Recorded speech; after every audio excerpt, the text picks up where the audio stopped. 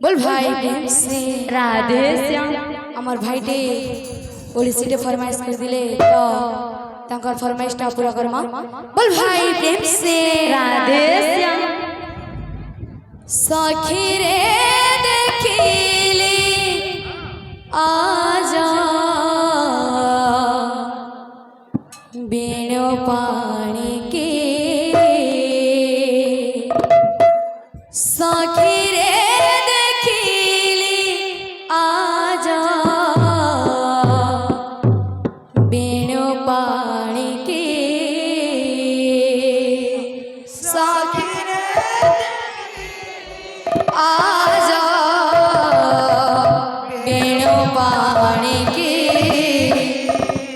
सखी रे देखिली आजा बेणो पानी के बाबरे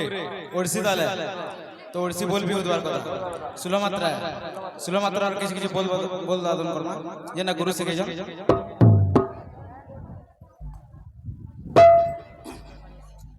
राधे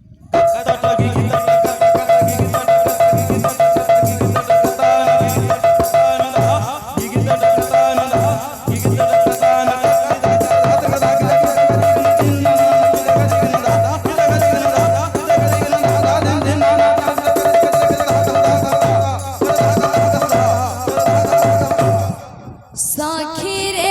देखिली आजा